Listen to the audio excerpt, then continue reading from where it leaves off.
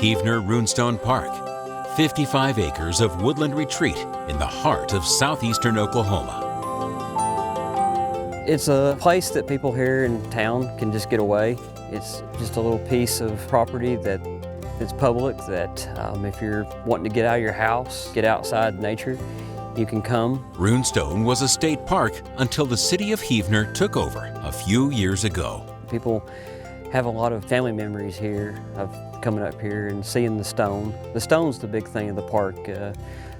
Possibly Vikings came here at one time and explored and carved. The mystical runestone of the 11th century is a popular spot for the community now, for family reunions, birthday parties, weddings, and festivals.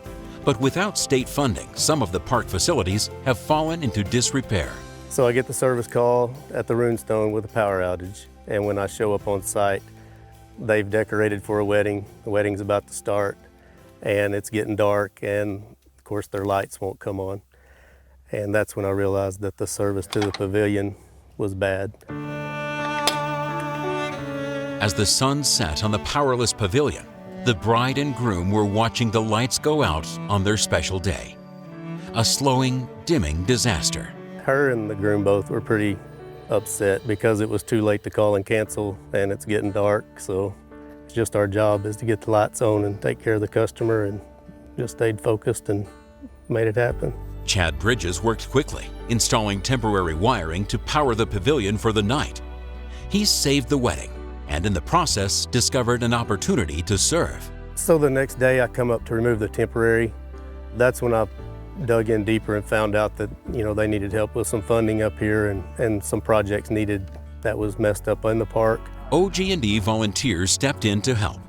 They fixed the underground electric, repaired security lighting around the amphitheater, rewired the aging pavilion, and installed working exhaust fans in the park restrooms. It's pretty important, because I grew up in Podo, so all this is kind of my community, so it feels good to be able to give back and say you've done something.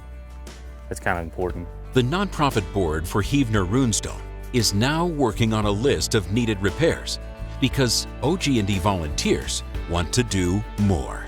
Tourism is such a big draw, and when the park closed, it was really important, of course, to step in because it's a big part of their economy. Runestone rental business brings in revenue critical for running the property and for keeping the park open for families to enjoy for generations. Having those facilities like the community building and the amphitheater and having power at those facilities has been a great way for us to support the park. It's great to work for a company that will allow you to help the community and support them.